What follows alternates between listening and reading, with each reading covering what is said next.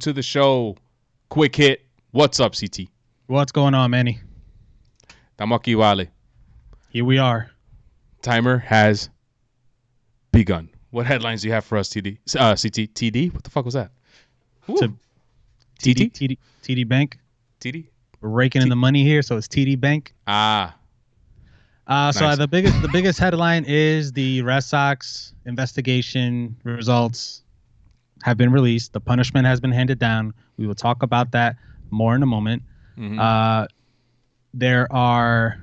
Gronk admits that Brady lured him into joining the Bucks. Truth. And that he's been keeping in shape and working out with Brady. So what the hell, man? My only thing on that is why not the Bills? He's a Bills fan. So I'm a Bills fan. He's a Bills fan. I'm not saying that that's why he should have gone to the Bills. It's just if you're going to come back, I think the Bills are in a good place. He could have taken them over the hump in the playoffs. Why not come back as a Bill and retire for the team that you are a fan of? I think it's loyalty to Brady. I mean, like That's you crazy said, though, man. yeah. This kind of reminds me a little bit of the whole super team thing in the NBA, which I thought was impossible in the NFL. This kind of feels that way. Like, Yeah, there's that. I kind of have a feeling that he wouldn't have come back if it wasn't because Brady was working on him to come back. Just my take. He also said in that interview on Bucks Nation that there's no ill will towards Bill Belichick. He referred to him as the greatest coach, that he learned so much from him, and he's the greatest coach of all time. So Gronk and Brady back together again. Let's see what the Bucks do next year. I kind of hope they don't do very good, but that's just me. I'm a Brady fan, so I like when he succeeds. But yeah. Anyways, Michael Jordan turned down an MLB offer from the Oakland A's so he could, quote, do the baseball thing from the ground up. Michael Jordan, ladies and gentlemen. Can't believe Michael Jordan is just taking over all the headlines in 2000 and what time is it? When is it? 2020.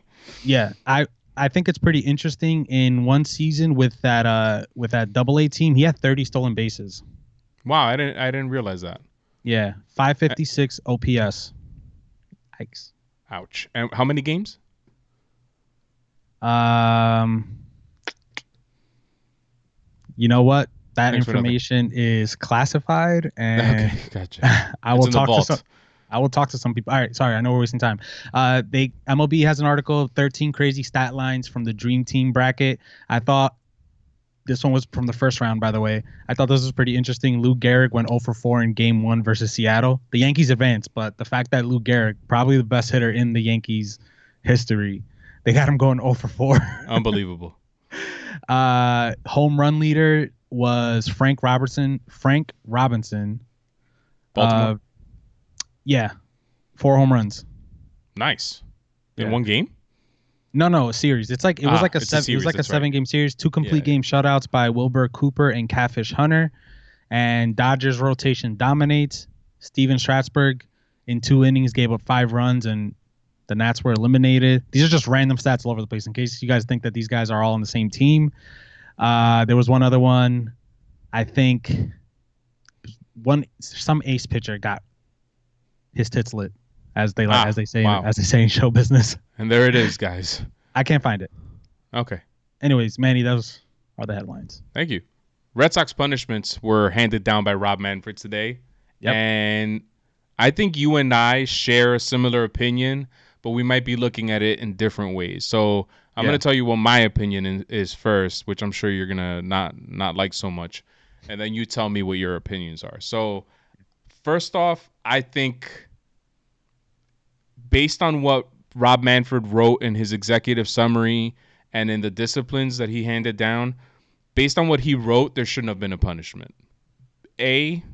Because the reason why is in the very last sentence of the discipline. It says, I lost it, but anyway, it says something to the effect of the replay policy or rules were still kind of being figured out. They weren't very clear, so the players didn't know that what they were doing wasn't fair. So if that's the case, if the rules aren't clear and it's still up in the air, then why is there a punishment? That's on baseball. That's not on the Red Sox. That's not on the Red Sox players.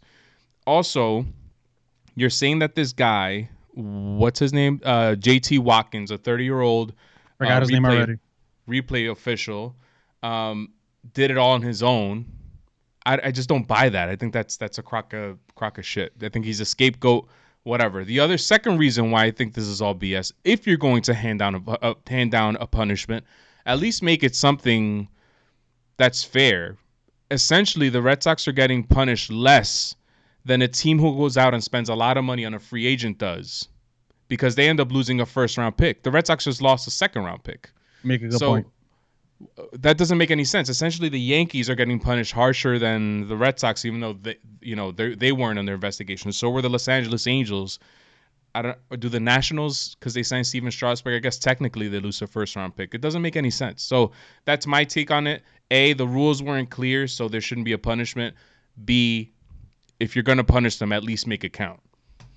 That's my take. Yeah, my take, and I kind of agree with all those Red Sox players that were coming out saying that this is all a joke. I kind of look at it as a joke too. I mean, what the guy did clearly breaks the rules, but this is the kind of stuff that makes me look at this situation closer to pitchers using pine tar than what the Astros did. I think it's a completely different situation. If this was done pre-game, what is the difference between me? Let's say I'm a Major League Baseball player in my dreams. Play the first game of a 3-game series, and then I go home and rewatch the game on TiVo or something. What's the difference between grabbing the signs pregame? And again, maybe I didn't look into it in depth enough. Maybe there was more to it. Maybe they really did break the rules far beyond my comprehension. But from what I'm looking at is that he took footage and decoded the signs himself. What's the difference between a team doing that the night before the second game or something? And I think if other teams hid their signs as well as the Nationals did in the World Series, this doesn't even become an issue. And I got to mention that it only said regular season in the whole thing.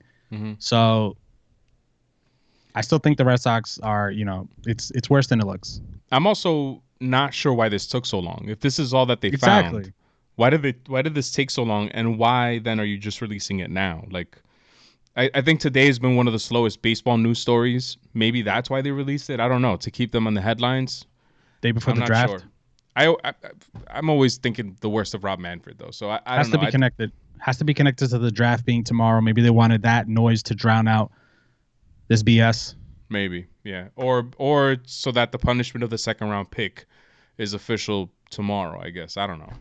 But yep. Whatever. All right.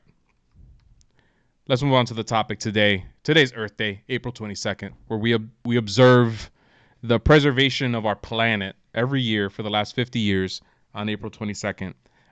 So I wrote an article for Call to the Pen. It's out there already on calltothepen.com. And I wanted to present some ideas to you, CT. So I have MLB. If you go to MLB.com, we have less than 2 minutes, so I'm going to try to be quick. They have 100 or more ways that baseball has gone green over the past few years, and some things that they've done is like the Diamondbacks use synthetic grass. Some teams have installed LED lights. Some teams use compostable like plates and forks and stuff like that, paper straws, yada yada yada. I have 3 more ideas, and these ideas I think would help the sport in terms of its health and also the planet. A, play fewer games.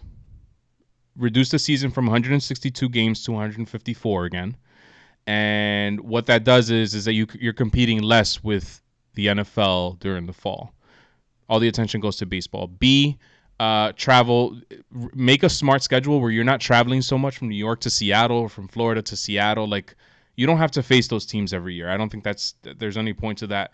And C, less travel, reduce schedule, and more day games. On the weekends, make it all day games. Like, I don't understand why Sunday Night Baseball is at 8 o'clock at night. The game doesn't start until 8:30. A kid might want to stay up to watch his favorite player. He can't watch it because it's a school night. He's probably going to go to bed. Make that a day game. Why do we have to have night games on the weekends? I'm cool with a 1 o'clock or 4 o'clock start across the board and Sunday Night Baseball. Those are my 3 ways to improve the game. I'm sorry, CTA, I left you with less than 30 seconds. All right, so playing day games was an idea that I thought I came up with, like, when you asked me, come up with some ideas. I thought that would have been a good idea. Here's another idea. Stop having all these different stadiums for the same city. Yankees, Mets, one stadium, save on energy. Yeah, Same concept as day games. I want to say that I know, are we out of time? we are at WT the show. We'll finish this tomorrow. Peace. Peace.